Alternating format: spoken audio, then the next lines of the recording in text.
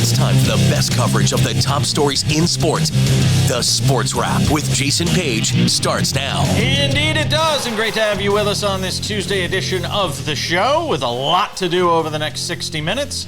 Brian Kenny of MLB Network, MLB Now host. He'll join us coming up in about 10 minutes. Get some thoughts with him on all things baseball. A lot of football to talk about on the show as well today. Sam Yarnell is here, hanging out with us as he always does. And if there is football to talk about, why not a little Monday Night Football, Sam? We always do these What We Learned segments. And I know it's kind of hard to discern that from a preseason game, but I think there is a lot to take away when it comes to the Commanders and Bengals and what we saw last night in this preseason game. And I'll start right from the get-go, and that is Cincinnati, and we said this after their first preseason game, and I'll say it again after the second one, they are going to be a handful for anybody from a defensive standpoint. The big problem for them is they have been a slow starter the last couple of seasons. They cannot get out of their own way over the first half of the season, and then they, inexorably figure out a way to put it together later in the year. Okay. I don't know the impetus for that to change right now. When you look, I just think they got hit in the face with a waffle maker as far as the schedule goes. And that's obviously going to throw a lot at them. And this Trey Hendrickson situation just continues to go unresolved. And I feel like his position gets stronger every week with their offense being as good as it is.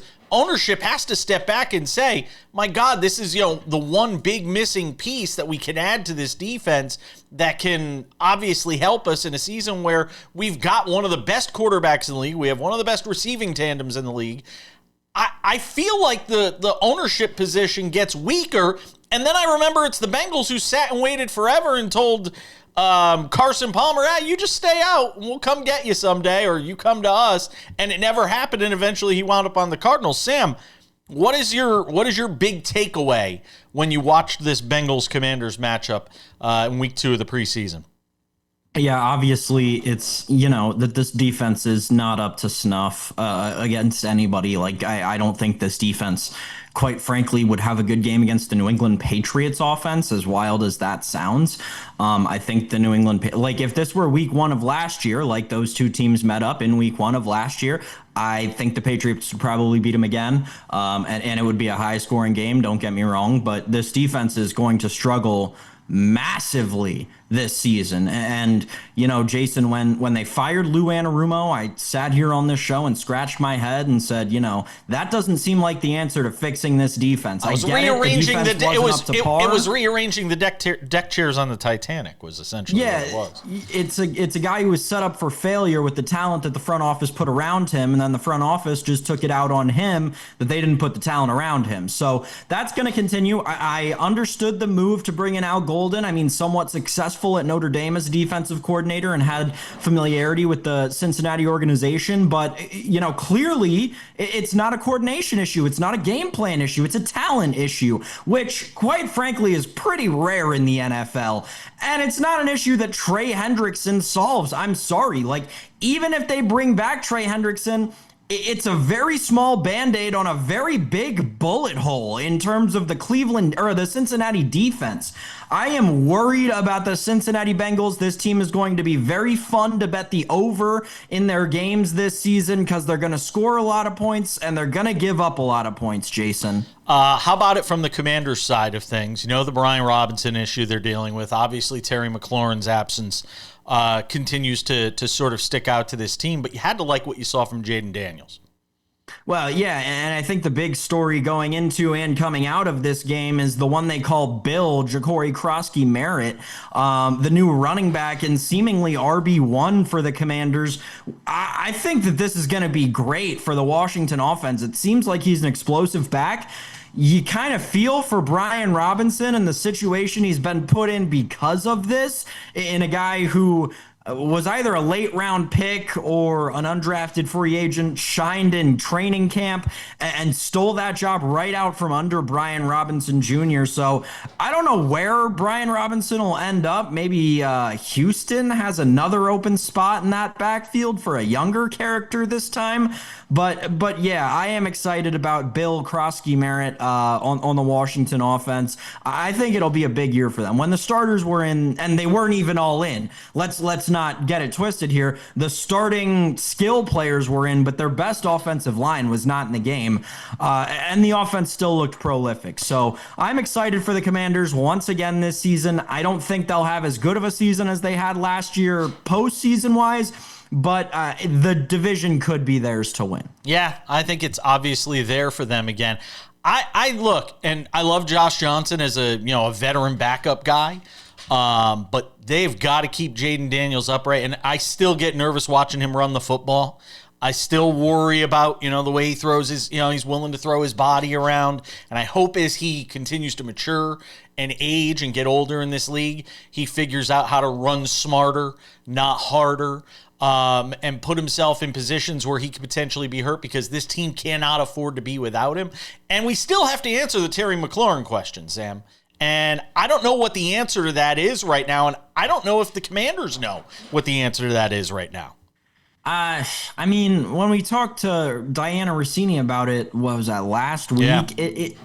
It doesn't seem, and I mean, the reporting has kind of stayed consistent. It doesn't seem like the two sides are very far apart. He's not a guy who I'm, for instance, staying away from in fantasy, which is generally what you do if this kind of situation you'd feel like were to persist. It seems like, he's with the team. He's out at practice. He's got somewhat decent relationship with ownership in the front office.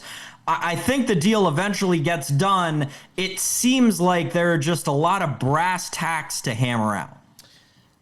The Bengals schedule, by the way, they referenced it just a couple of moments ago, and I just want to kind of shout it out to you here. The Bengals regular season schedule, if you're wondering at home, at the Browns to start, okay. Home for the Jags, okay. Then at the Vikings, at the Broncos, home for the Lions, at the Packers, home for the Steelers.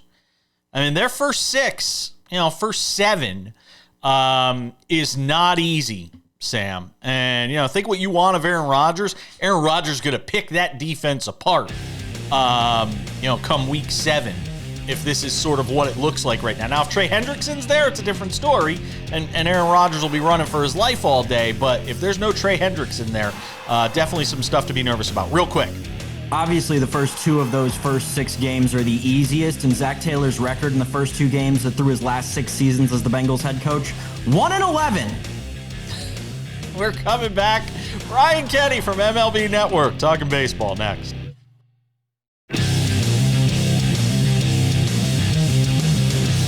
And this Tuesday edition of SportsWrap continues all across the U.S. and Canada. Great to have you all with us. Let's talk some baseball.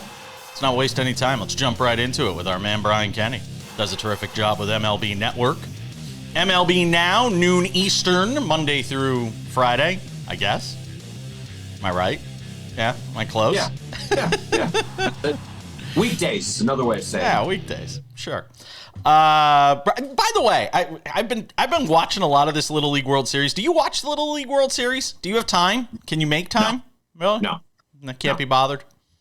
I'm fine with it. I don't watch it. I've never had tremendous interest in it, to be honest. And now, if I'm deciding what I'm going to watch Major League games. Right. That's the job. But I look, I coach my sons in Little League. It's awesome. But I don't know. I don't get thrilled with 12-year-old all-stars. In real life, yes. But as a TV show, who are the best 12-year-olds? It doesn't interest me. Yeah, I just marvel at some of the size of these kids at 12 years old, and I'm just looking at them going, how's this kid throwing 80 miles an hour? Yeah. And also, like, we're steering toward the super kid. Like, I get it. I was, I think when my sons were playing, and this is now 20 years ago, and I was coaching. And again, I love youth baseball. I love Little League baseball. My favorite baseball memories are coaching my sons in Little League. So I'm not saying, I don't like kids playing baseball. I love kids baseball. being living in it, doing it, not watching it on TV. Yeah. But it was the last vestiges of Little League where all the kids in the neighborhood play. Yes. And now see the players are better, but it's a silo of a smaller group that gets the coaching, that gets on the all-star teams, that gets on travel teams, that plays year-round. When my kids were playing against, not all that long ago, my kids were playing like everybody played all the sports. Yes. You know, whatever sport you felt like playing. Now I saw it as my kids got older, where even my daughter was like, "I've got to start playing volleyball in the off season if I'm going to, be a captain. I've got to, And she played in college, my middle daughter. But I saw that happen where I need to start playing this sport year round, and that I get it. But that's kind of a shame. Let me ask you something. In a season where it felt like there was no breakaway team, the Dodgers were dealing with injuries and they were just kind of meandering. Are the Dodgers still that breakaway team when they want to be? Is this just a question of a team that, the championship hangover? Is it the combination of that and the injuries? Are the Dodgers still that team?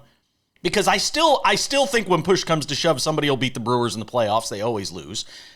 Make the argument of where I'm wrong in this. Yeah, no, you're not completely wrong. You're kind of wrong. You're not completely wrong. No, the Dodgers, I put it this way. The Dodgers have the biggest engine, right? They have the most horsepower. But the Brewers are running a better race. The Brewers are smaller, they're more efficient, and they're kicking their tails. But you're right. Come playoff time, if the Dodgers, and they showed it this weekend with the Padres, just rolling out their regular pitchers, including Kershaw, who's quite good this year. But they did Kershaw, Snell, and Glasnow. Glasnow is good, not great, but they're quality. And that's not even their best pitcher, who's Yamamoto. And it's not counting Ohtani, who I think should open, but that's another story. But I've said all year, there's something missing with the Dodgers, like for a super team. Not for a good team. They're good. They can't help but be good. But I think we operate on the basis of, at least I do, their spending spree as a defending World Series champ was unprecedented. Over the last 2 years, Jason, you know this, but they've spent $1.6 billion, won a World Series, and went out and did it again last year, just buying everything up in sight. So it's like a hedge fund global takeover. So the fact that they're sputtering, right, is interesting and kind of fun, right? Because they're by and large likable. They're not an unlikable group. I agree. From top down, it's kind of a model. They're the model organization, and they're good guys left and right. Mookie and Freddie Freeman and Dave Roberts. Teoscar Hernandez, yeah, love them. But when you go for global dominance, there's going to be some pushback. Yeah, and so they have sputtered. But I think you're still thinking of these as another group of Brewers. This is a different, grittier bunch that does have star power. Losing Adames was a lot. Contreras, Yelich, Churio when he's back, and a big three. They have three number ones that are going to be coming at you in the playoffs. It's going to be, I think it could be very well be a different story. Brian, I'm so glad you said that about the Dodgers because you're someone who's so connected in the baseball world. You're talking with current and former players and executives on a daily basis. I'm curious with regard to the Dodgers and specifically how they've handled this plethora of injuries they've had this season from the top down. What has the perception inside baseball been and or changed to with regard to that Dodgers management and how they've handled this season? Well, I think most teams are, envious in a way, and look at them. Like clearly the Mets, right? Look at Steve Cohen has said from the outset, they look to the Dodgers for the way it should be done. Operating and firing on all cylinders, and then using their, financial, strength to get, just bigger and badder. So there, I think it's I don't know if it's envy as much as it's like respect. But it's also like, you're competing, so it's with a bit of an edge. But they also, like along those lines with all the injuries, like I've stopped throwing that out there as well. They just have a lot of injuries. They buy high risk guys, like that's their model. And I used to agree with it because when most of baseball was looking to, hey, we need innings, we need the horse. Like if you're going to get on the free agent market, everybody has Jack Morris in mind. Get Jack Morris. And the Dodgers were like, no, get Alex Wood. Alex Wood is as good as who you think of, if it's Zack Wheeler or Jack Morris, the horse type. Alex Wood is as good. Rich Hill is as good. They're just going to give you 90 to 120 innings. They're not going to give you 200 innings of that. So that's their model. So Tyler Glass now, he's hurt. Oh, what are we surprised? It's like, Lance McCullers is on his way back. Of course, every year Lance McCullers is on his way back. These are they buy thoroughbreds who break down. So I don't even float that excuse. Well, they've had a lot of injuries. Oh, well, that's what they buy. They buy the thoroughbred, so they have a lot of injuries. To your point on your question, they're seen as the model organization, but there is a little bit of normal jealousy and envy in that they have a monstrous payroll. Even GMs that I talk to don't even talk about, hey, they're the number one payroll with 323. They're spending 400 million. And most everybody else is playing with 170 to 200. So it's a very different game that they're playing. Brian Kenny's hanging out with us. We got more to do with him on the other side. We'll talk plenty of baseball on this Tuesday edition of Sports Wrap. Catch him on MLB Now, weekdays at noon. We're coming back.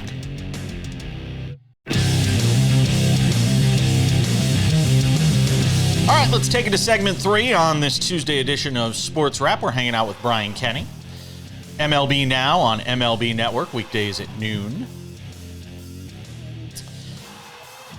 So, you're near the belly of the beast, so I'd be remiss if I didn't ask about the Yankees and Mets and what you sort of make of where these two teams are. Yankees have won 7 of 10, playing a little better. Trying to figure out, the pieces of this bullpen as Aaron Boone right now. Is it crazy? Are the people calling for his head? Is it crazy talk? Because I'm one of those people that doesn't necessarily look at him as a manager that can get you across the finish line. But has the coverage of him been fair when it comes to the defensive lapses, the base running lapses? I'm kind of curious where you come from on this. I think there's a little higher level of scrutiny in New York, and that it's the Yankees, and they are good, and they have the best player in baseball on their club. And again, last year's loss in the World Series was more than just a loss. That was a very public breakdown, a car crash in Game 5. So I get it. And there's something there's something not quite happening. Where they're not more than the sum of their parts, like the Brewers are, or even the Blue Jays. Blue Jays have an identity.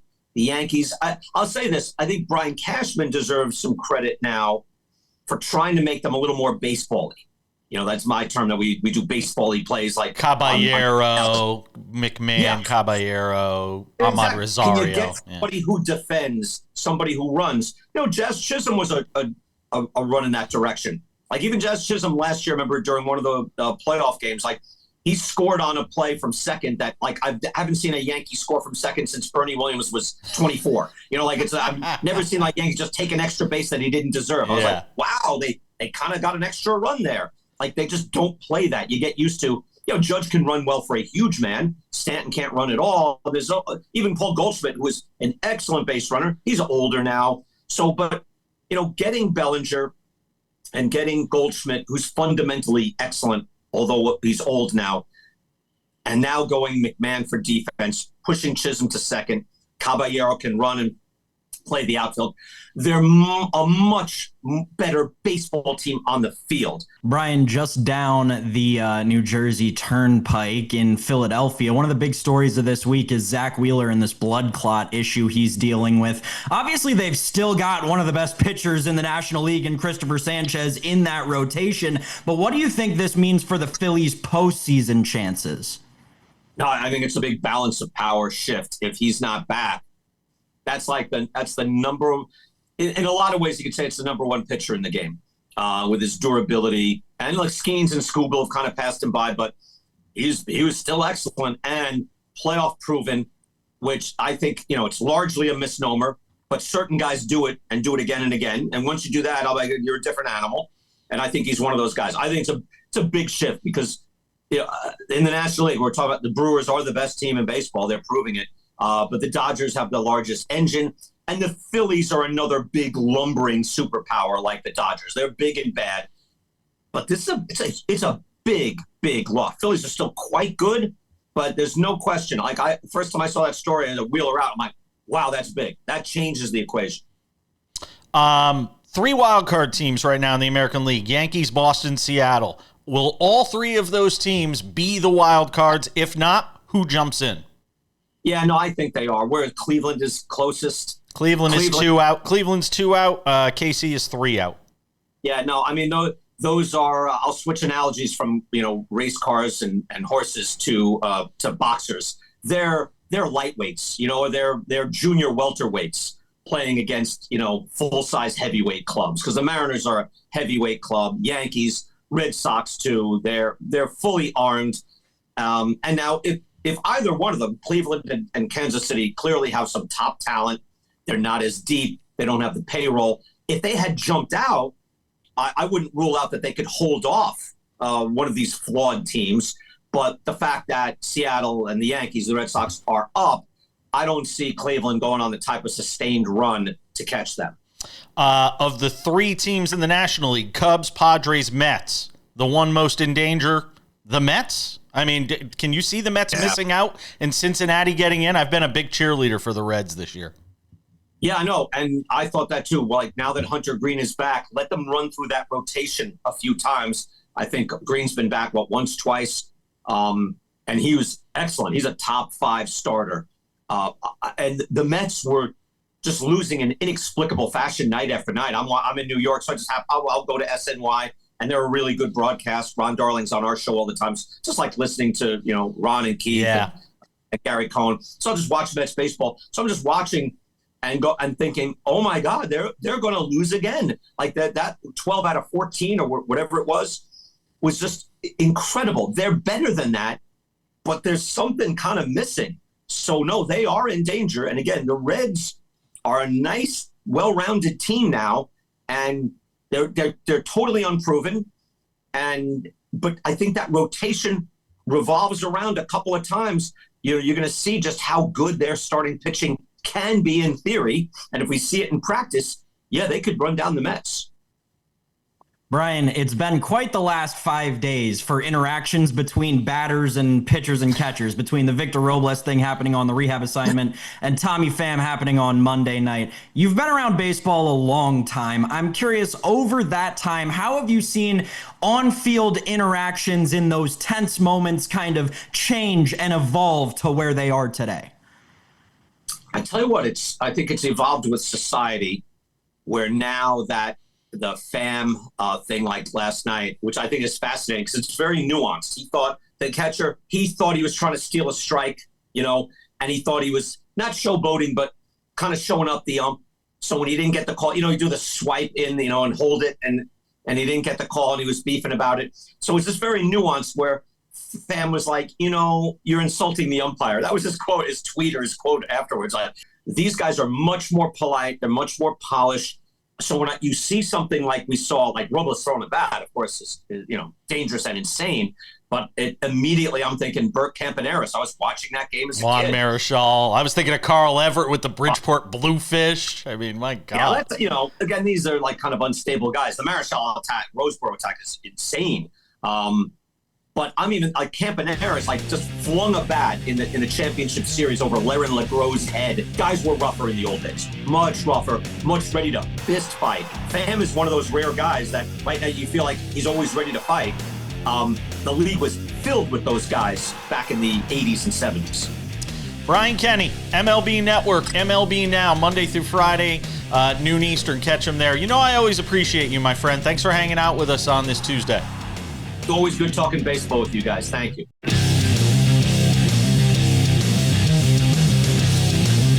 All right, coming up in 10 minutes, how do you like your rivalries served? I'll tell you how I don't like them. That's coming up. U.S. Open tennis. Mixed doubles, I think, is this week. They've got their Hall of Fame induction ceremonies this week. Trying to get Patrick McEnroe on the show. It's a hard guy to get a hold of. He's a busy man. So trying to work that out for this week. Sam Yarnell, let's talk some football. Every day until we get through all the divisions, we are going through the league and asking the question, if not, then who? It's the game everybody's playing now, where we go through each division and we ask the question, if not the favorite to win the division, we've done this now for the AFC East and the AFC North. Today we're doing the AFC South.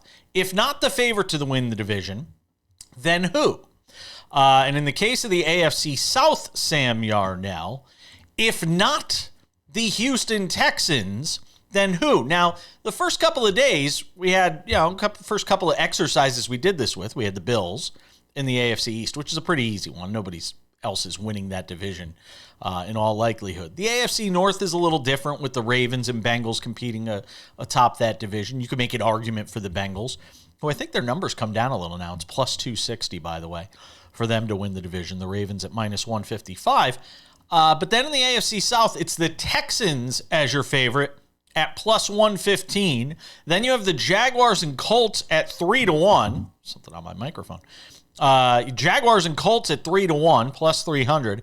And then the Titans at plus 700. It's kind of remarkable to me, by the way, that the Titans have better odds. Maybe it's not remarkable. Just look at it. I'm just surprised that number is where it is on the Titans. I think it'd be a bigger number. But anyway, if not the Texans, Sam Yarnell, then who? Yeah, so not just a bigger number. The Titans, of all the longest odds to win their division in the AFC, have the shortest odds at 7-1. Yeah. Of all the projected fourth teams in their division. The Titans have the shortest odds to win it. And I think that speaks to what my answer to this is going to be. Anybody. Like, this division is so up for grabs to me. I think there is a world where the Titans win this division to me. If Cam Ward comes out and lights the world on fire and is the passer that he's showing us that he is in the preseason, if that maintains, right?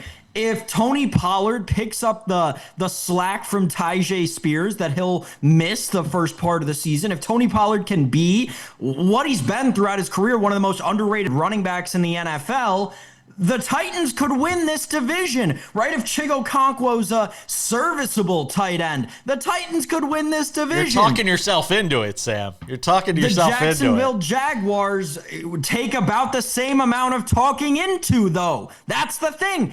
Any team to win this division, you have to talk yourself into them winning the division. The Jacksonville Jaguars, yeah, Trevor Lawrence could come back after missing more than half the season last year, and maybe for the first time in his career, he'll be a competent regular season starter throughout the entirety of the regular season, sure. And then, with Travis Hunter, if he plays somewhat well, the Jaguars could easily win this division with all four of the running backs that they're seemingly going to roster. Sure, I could see that world. Maybe the Colts figure it out. Maybe Anthony Richardson finally takes the step that everybody in the league has been waiting for him to take, and Jonathan Taylor returns to being a top 5 running back in the league, and Michael Pittman takes that next step and gets that lockstep relationship with Anthony Richardson. Hey, maybe Michael Pittman's a top 15 wide receiver in the league this year, and maybe that Indianapolis defense steps up. You could make the justification or talk yourself into any one of these 4 teams winning this division, and quite frankly, it's just about as easy, if not easier,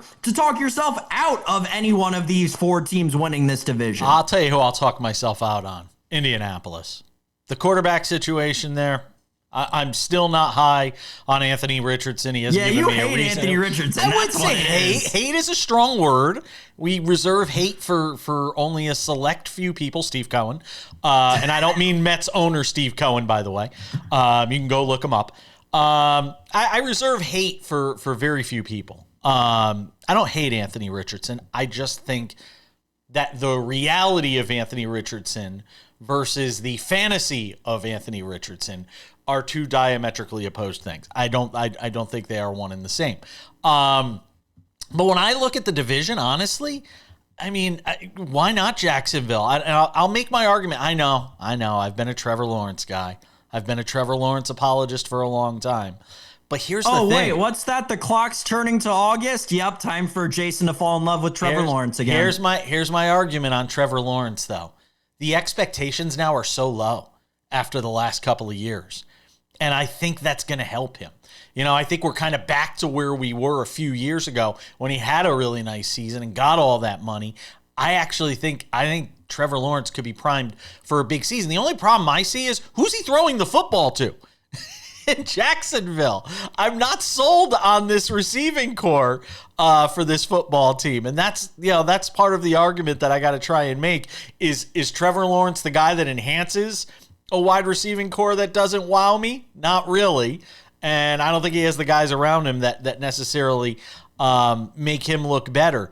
I mean, if I make you choose one real quick, because we only have 45 seconds. If I make you choose one. It's not the Colts. I'll tell you right now, it's not the Colts, because on Tuesday we learned that Daniel Jones is going to be their week 1 starter. So you're exactly right about that QB mess that's going on in Indy. So anybody but the Colts. ABC, that's my pick to win. I like it. You just came up with that. All right, I'll choose one. I'll be unlike Sam. I won't sit on a fence. Give me the Titans. I'll go Jags. I'll go the Jags. But I still think Houston wins the division. How's that? And that makes it 3 for 3 in this. We still think all the division winners win.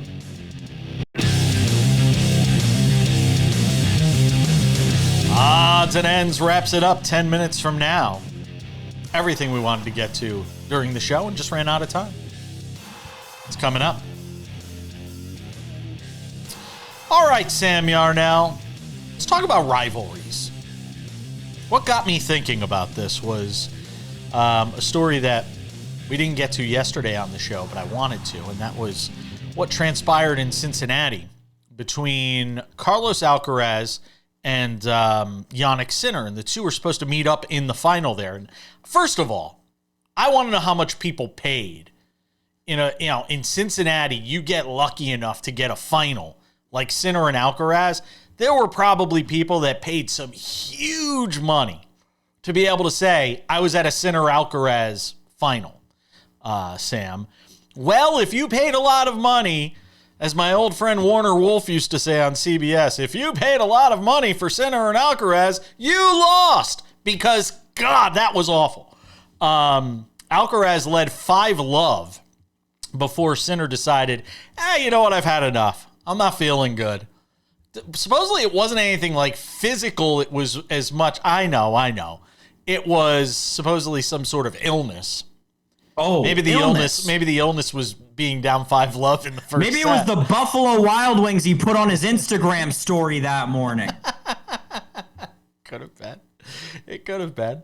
But people didn't get to obviously get the final they wanted. If you bought those tickets on the secondhand market for big bucks, I am truly sorry. But it brings a bigger point up, because you had, after the match, Alcaraz coming over and consoling him for several minutes. And I'm watching these two. And while it will be fun to watch them on the court going back and forth at each other for the next decade, essentially, as the next faces of tennis, I can't help but wish we had a little more vitriol, a little more angst between the two.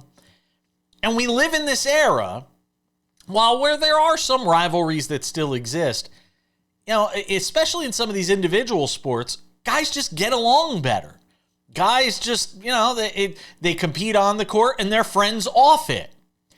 And as much as I'd like to get excited about Sinner and Alcaraz, and I'll watch when they play because it's the highest level of tennis you could possibly get, at the same time, I can't help but it's almost like wrestling at this point, where they're in the ring beating the crap out of each other in WWE, and then you see a couple of weeks later some behind-the-scenes stuff where they're hanging out at, a Starbucks together. It's not real, that competition.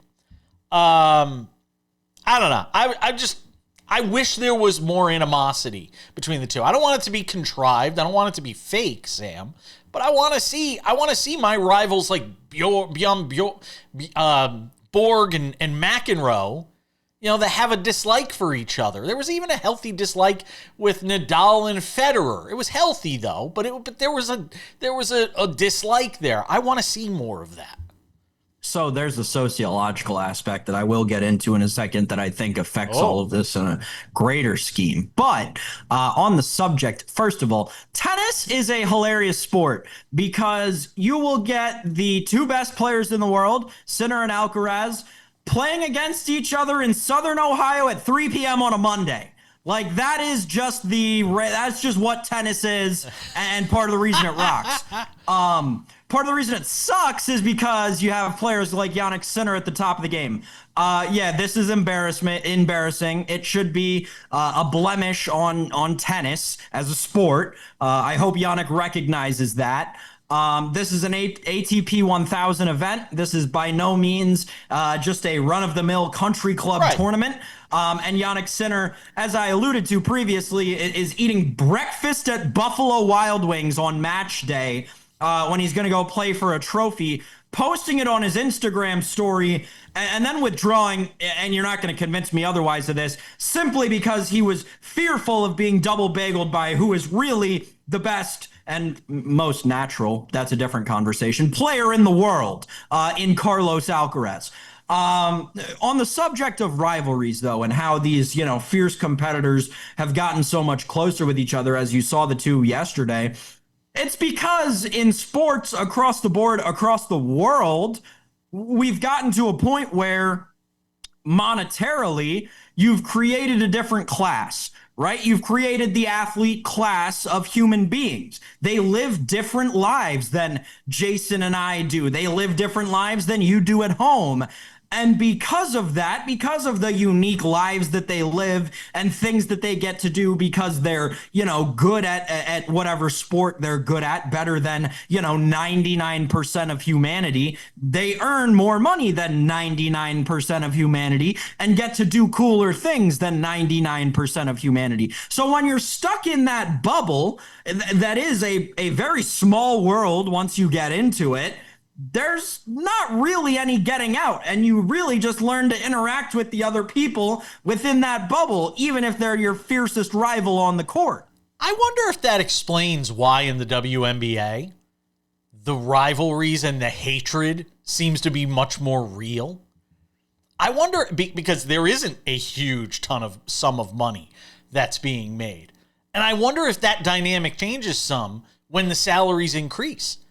If we're talking about kumbaya all around, because we're all making $250,000 a year or $300,000 a year, which is still being underpaid. But I wonder if that dynamic changes, Sam, in the WNBA, where the hatred and those kind of rivalries still exist. I think it's fair. We're like the meme right now of the brain just getting bigger. Galaxy Brain. Who are the highest paid players in the WNBA right now? Caitlin Clark, Asia Wilson, Kelsey Plum. Maybe not Kelsey Plum, but you get my point. Yeah. Who are the players you don't see in beefs? Those ones. It's true. It's very true. They can rise above it because they make more above it. We're coming back.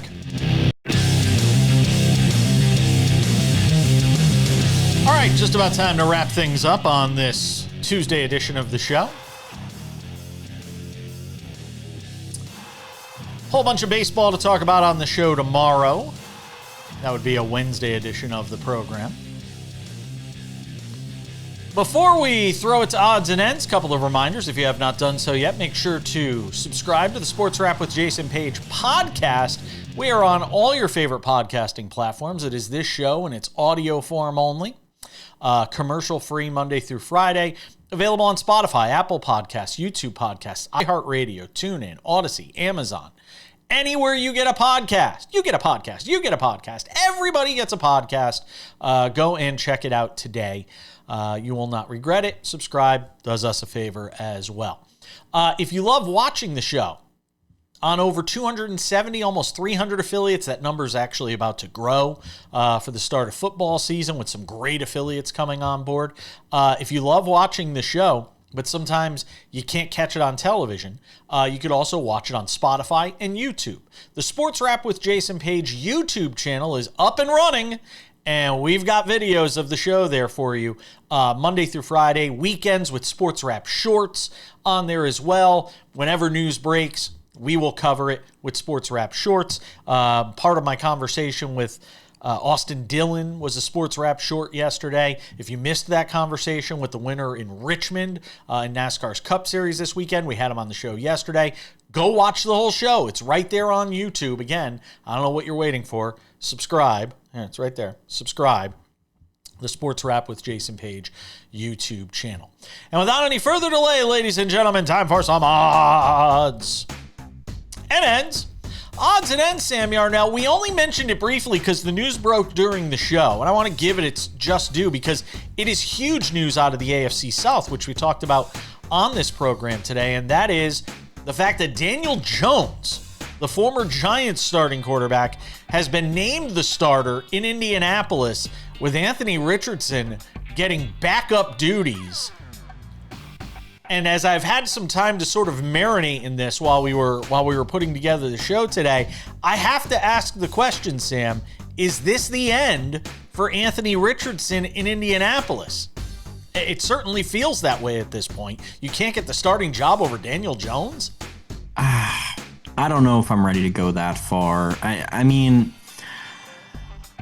It seems hard to believe. It seems hard to believe for me that they view Daniel Jones when we know what Daniel Jones is. I'm sorry, I'm jumping all over you here, but it does feel like we know the ceiling for Daniel Jones. We've seen it, and we still don't know what that is for Anthony Richardson. Don't you owe it to yourself as an organization to find out what that is? Right, but what rules all, Jason? In life, in sports, what rules all? Money.